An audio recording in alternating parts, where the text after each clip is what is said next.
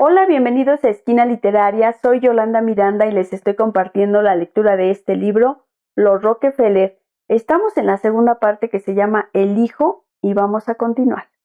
En 1923, como para mostrar objetivamente la cesión de la antorcha de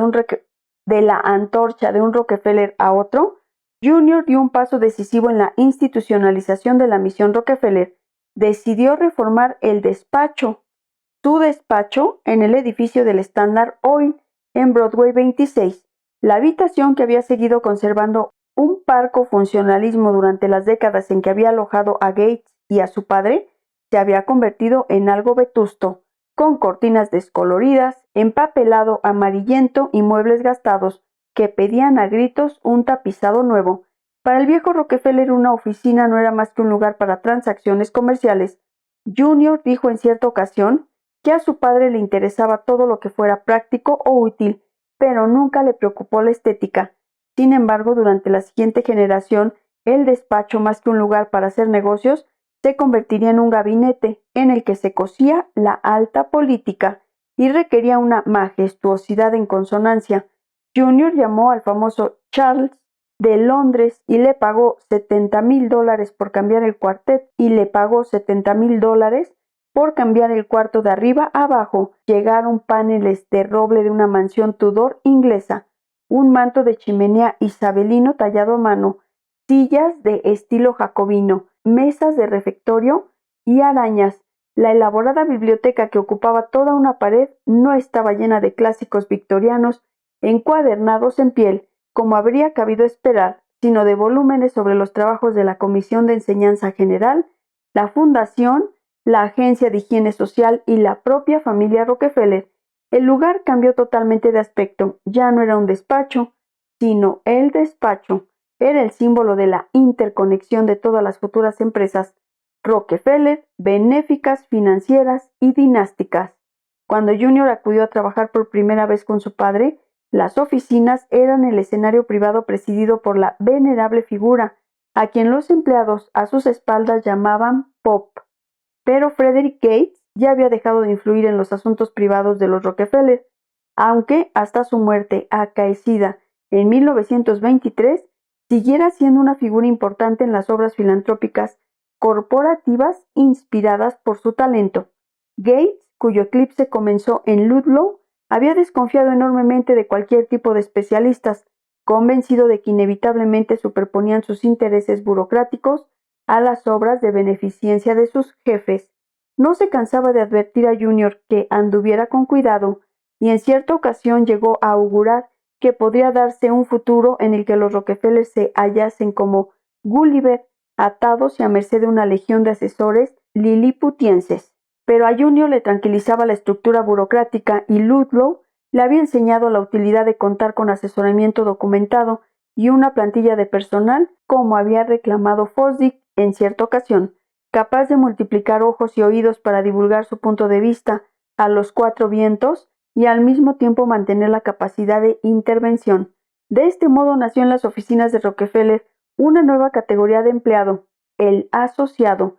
Junior ya había acumulado ayudantes, pero ahora les daba una especie de rango oficial, iniciando la forja del núcleo de una organización perdurable al servicio de sus hijos y de sus nietos.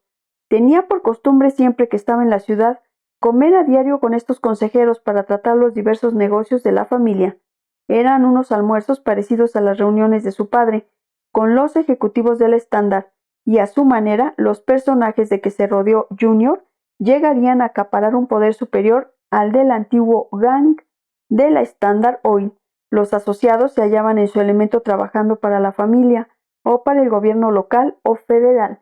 Su red cubría toda la gama de intereses de la familia Rockefeller, desde el petróleo hasta la banca, la política exterior y la enseñanza, la religión, la medicina, la política y el arte. Se preocupaban por la continuidad de la oficina y siempre estaban al acecho para fichar a otras personas bien relacionadas que pudieran incorporarse a la organización para aumentar su poder. Aquellos asociados serían la madeja con que se tejería la dinastía, los que institucionalizarían a los Rockefeller como característica connatural de la vida norteamericana, del mismo modo que los ayudantes de Senior habían institucionalizado la Standard Oil. La oficina tardaría varios años en convertirse en un departamento con una plantilla de varios centenares de empleados. La transformación se inició modestamente a partir de los ayudantes que había heredado Junior del régimen de Gates, uno de ellos contratado en 1897, el mismo año en que Junior había vuelto de Brown. Era Charles O. Haight, encargado del desarrollo de la propiedad inmobiliaria. Otro era Bertram Cutler, contable al servicio de los Rockefeller desde 1901, que llegó a tener tal ascendente como asesor financiero que a la marcha de Gates fue él quien se ocupó de las inversiones de la familia. Durante los 51 años que estuvo al servicio de los Rockefeller, Cutler llegó a ser conocido en Wall Street por el apelativo de el hombre que vota por las acciones de Rockefeller. Junior comenzó de inmediato a cubrir puestos clave en la oficina con personas de su edad, de lealtad exclusiva para con él. Al morir Star J. Murphy en 1921, el crucial cargo de asesor legal de la familia estuvo vacante durante 3 años hasta que Junior decidió confiárselo a Thomas M. DeBois. Este se diferenciaba del culto y conservador Murphy por carecer de ideología y nunca mezclar sus intereses con los de los Rockefeller.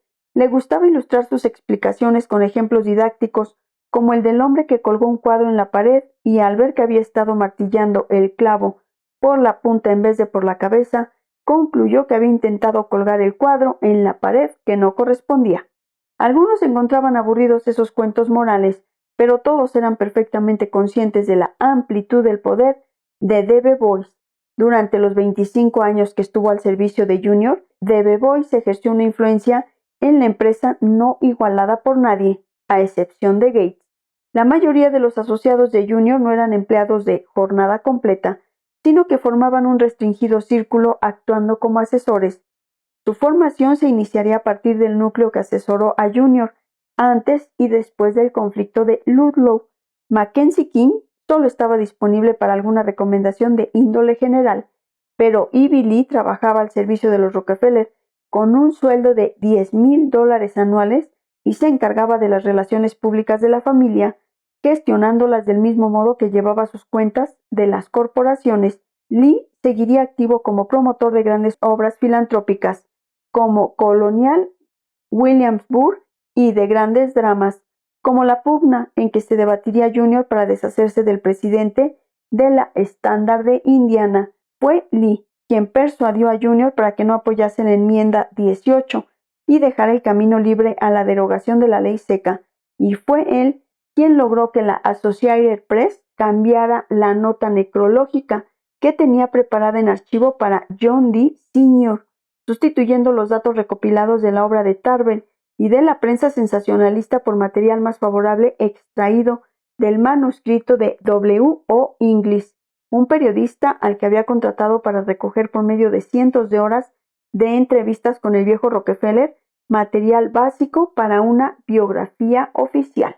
Había asociados que trabajaban con Junior desde los tiempos de la Agencia de Higiene Social. Uno de ellos era el coronel Arthur Woods, exdirector de Groton y casado con una Morgan.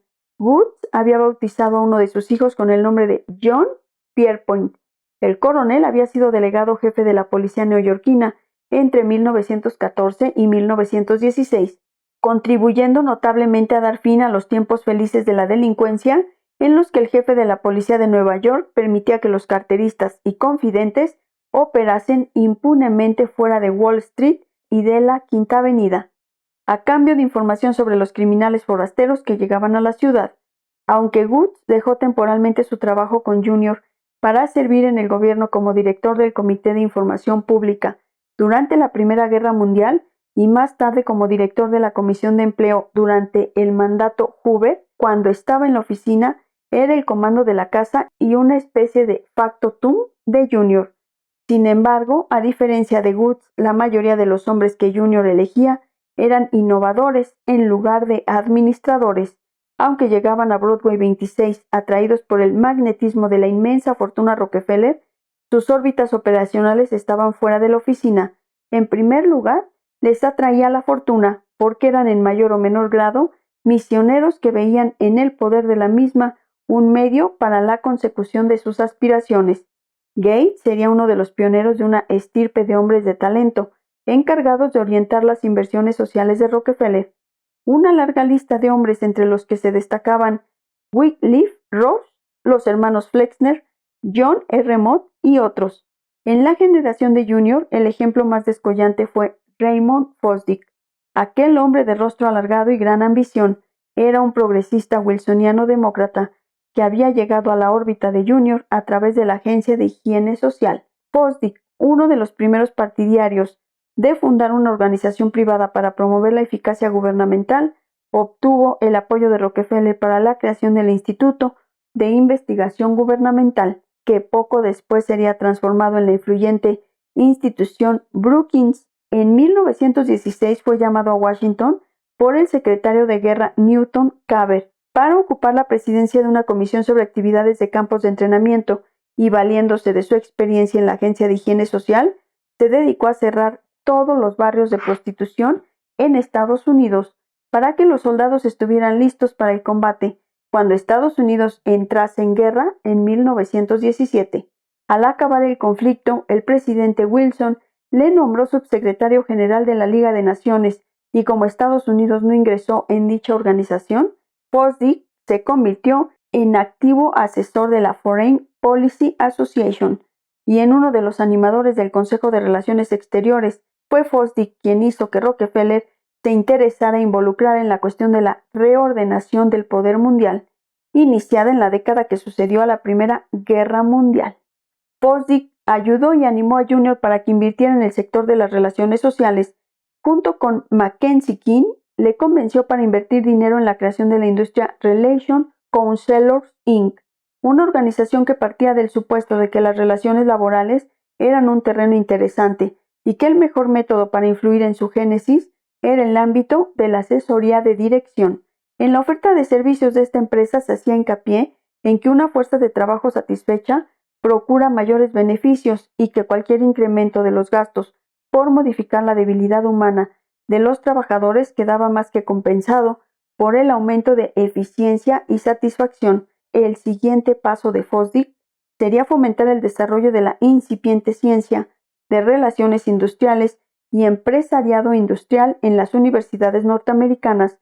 El programa comenzó en 1922 con la creación de un departamento de relaciones industriales en Princeton para articular a continuación programas similares en otros centros. Junior financió los primeros 5 años del programa de Princeton, del mismo modo que los cursos de relaciones industriales organizados por las principales universidades en los años de entreguerras. Espero que les haya gustado la lectura del día de hoy de este libro, Los Rockefeller. Los espero en el próximo video para continuar con esta y otras lecturas. Muchas gracias por escuchar.